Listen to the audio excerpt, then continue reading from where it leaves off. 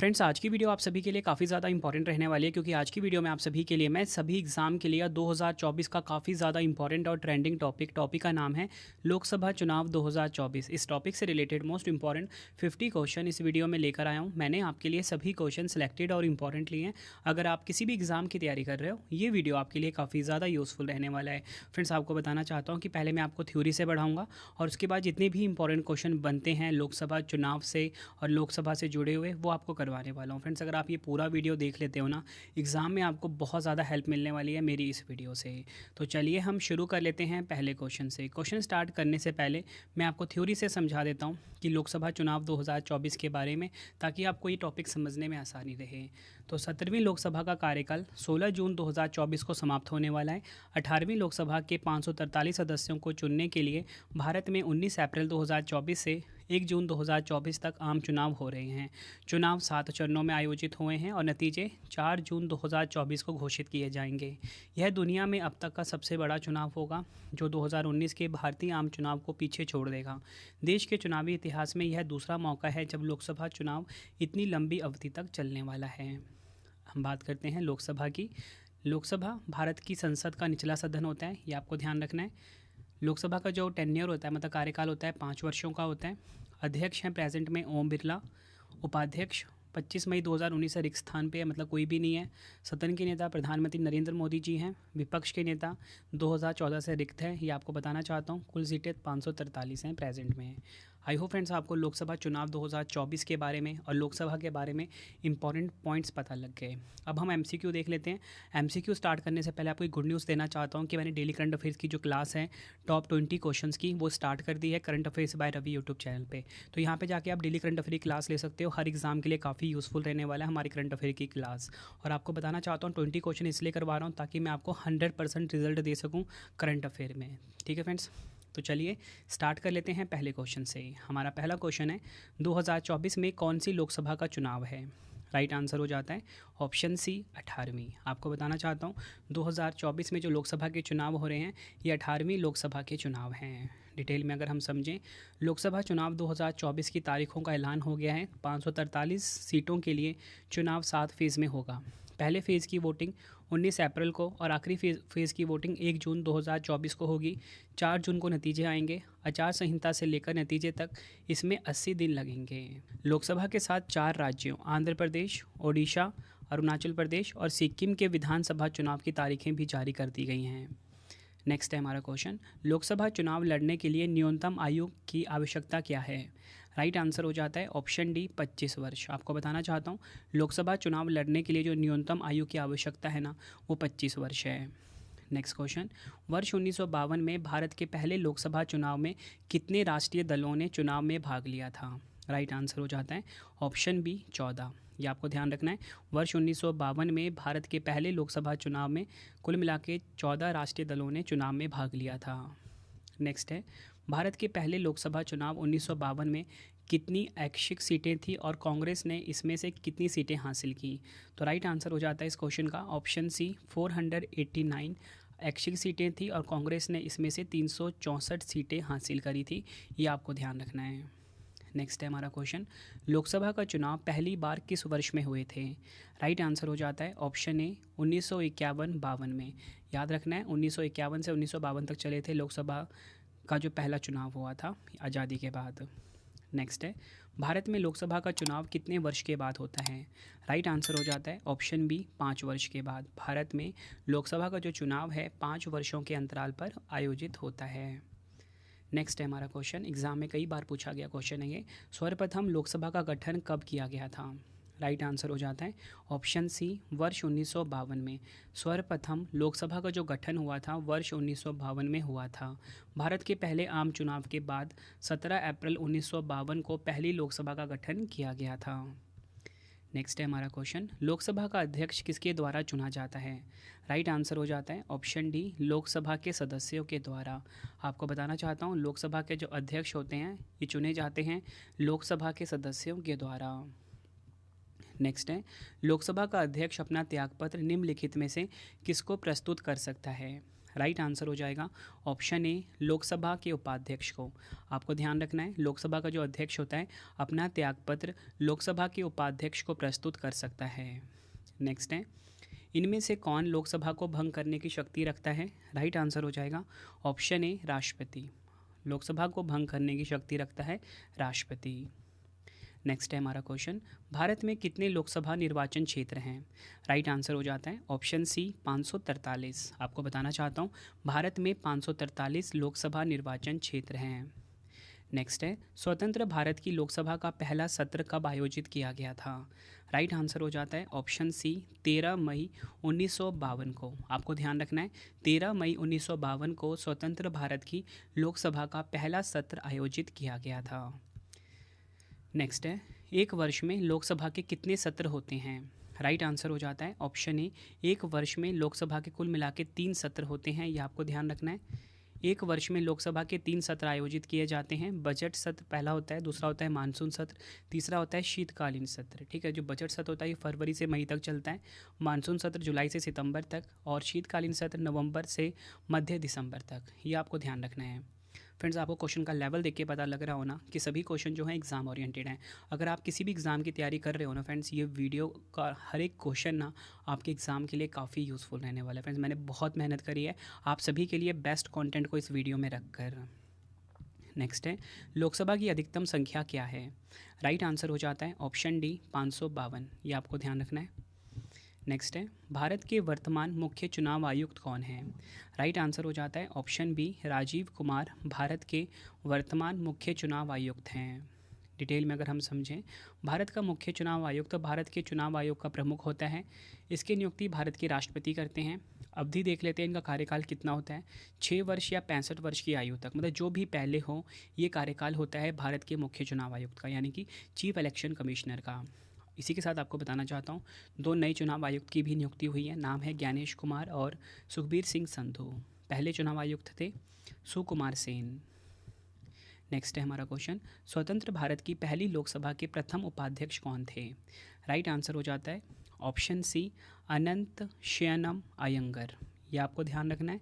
स्वतंत्र भारत की पहली लोकसभा के जो प्रथम उपाध्यक्ष थे वो थे अनंत शयनम अयंगर। नेक्स्ट है, लोकसभा की प्रथम महिला अध्यक्ष कौन थी?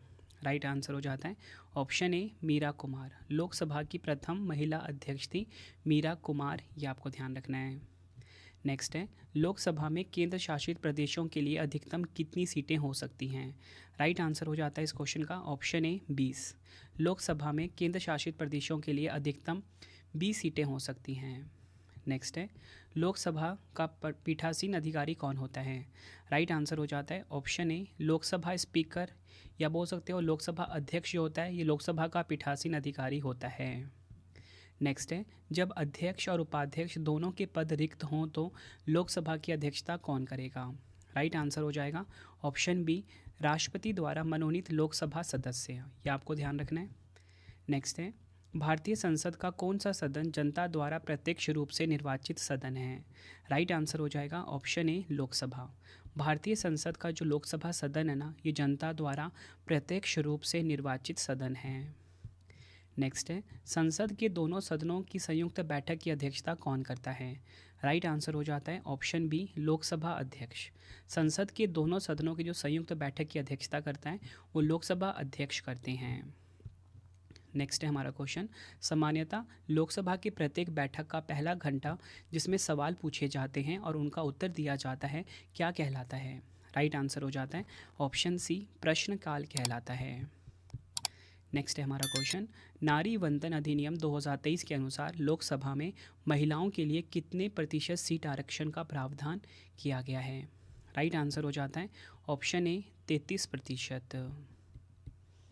अगला क्वेश्चन है हमारा, यह कौन निर्धारित करता है कि कोई विधेयक सामान्य विधेयक है या धन विधेयक? राइट आंसर हो जाता है इस क्वेश्चन का ऑप्शन ए लोकसभा अध्यक्ष। ये आपको ध्यान रखना है। अगला क्वेश्चन, लोकसभा में आम बजट कौन प्रस्तुत करता है? राइट आंसर हो जाता है ऑप्शन ए वित्त मंत्री। वित्त मंत्री जो होते हैं ये लोकसभा में आम बजट को प्रस्तुत करते हैं। नेक्स्ट है हमारा क्वेश्चन, केंद्र सरकार के खिलाफ अविश्वास प्रस्ताव किसमें पास किया जा सकता है? राइट आंसर होता है ऑप्शन ए लोकसभा में, ये आपको ध्यान रखना है। केंद्र सरकार के खिलाफ जो अविश्वास प्रस्ताव होता है वो लोकसभा में पास किया जा सकता है। अगला क्वेश्चन, भारत की संसद किन किन से मिलकर बनती है? आंसर हो जाता है ऑप्शन सी, राष्ट्रपति, लोकसभा और राज्यसभा। अगला क्वेश्चन, लोकसभा के जनक के रूप में किसे जाना जाता है? राइट आंसर हो जाता है ऑप्शन ए, जीवी मावलंकर। ये आपको ध्यान रखना है, लोकसभा का जनक के रूप में जाना जाता है जीवी मावलंकर को। अगला क्वेश्चन, भारत में आदर्श आचार संहिता यानी कि कोड ऑफ मॉडल कंडक्ट कब लागू होता है? राइट आंसर हो जाता है ऑप्शन सी, चुनावी तारीख की घोषणा के तुरंत बाद। आपको बताना चाहता हूँ, भारत में जो आदर्श आचार संहिता है ये चुनावी तारीख की घोषणा के तुरंत बाद लागू होता है। अगला क्वेश्चन, भारत में चुनावी तारीख के ऐलान के बाद आदर्श आचार संहिता कौन लागू करता है? आंसर हो जाता है ऑप्शन सी, भारतीय निर्वाचन आयोग। नेक्स्ट है, आदर्श आचार संहिता कब से कब तक लागू रहती है?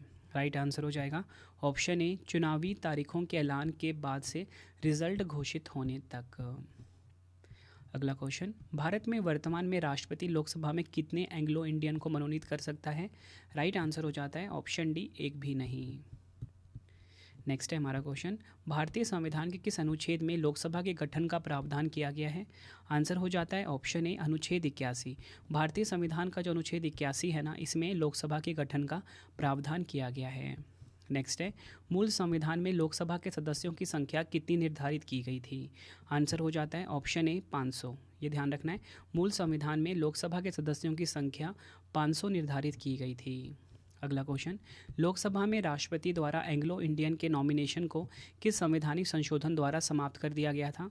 राइट आंसर हो जाता है ऑप्शन ए, 104वां संविधान संशोधन अधिनियम 2019। आपको बताना चाहता हूँ, लोकसभा में राष्ट्रपति द्वारा एंग्लो इंडियन के नॉमिनेशन को 104वां संविधान संशोधन अधिनियम 2019 के द्वारा समाप्त कर दिया गया था। नेक्स्ट है, क्षेत्रफल की दृष्टि से देश का सबसे छोटा लोकसभा निर्वाचन क्षेत्र कौन सा है? राइट आंसर हो जाएगा option B, Chandni Chowk.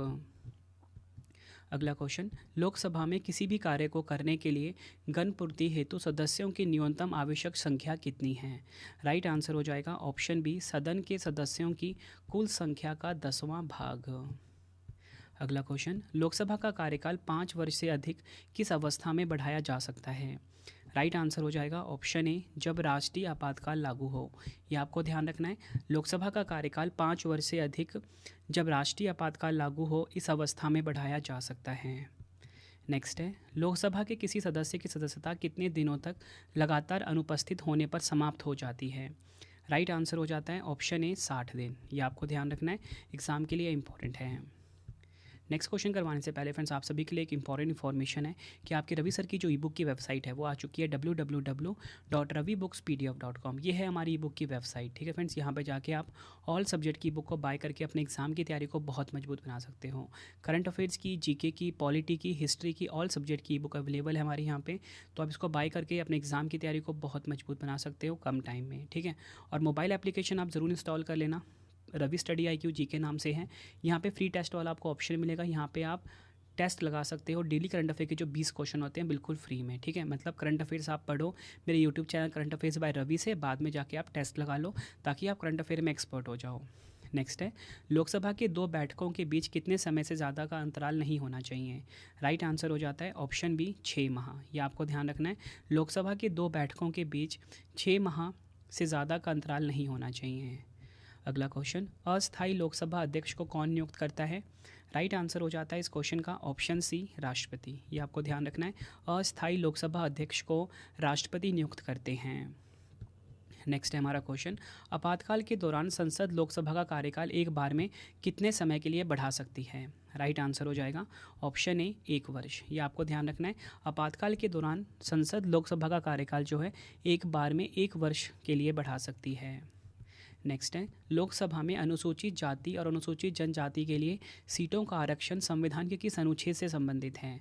Right answer हो जाता है ऑप्शन ए, अनुच्छेद 330। ये आपको ध्यान रखना है, लोकसभा में अनुसूचित जाति और अनुसूचित जनजाति के लिए सीटों का आरक्षण संविधान के अनुच्छेद 330 में बताया गया है। नेक्स्ट है हमारा क्वेश्चन, भारत के किस राज्य में लोकसभा सीटों की संख्या सर्वाधिक है?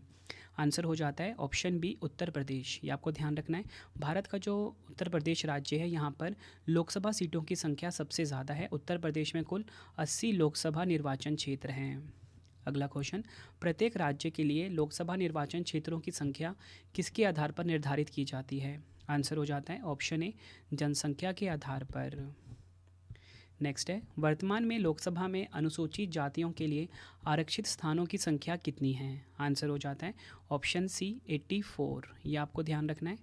अगला क्वेश्चन, लोकसभा सदस्य अपना त्यागपत्र किसको देते हैं?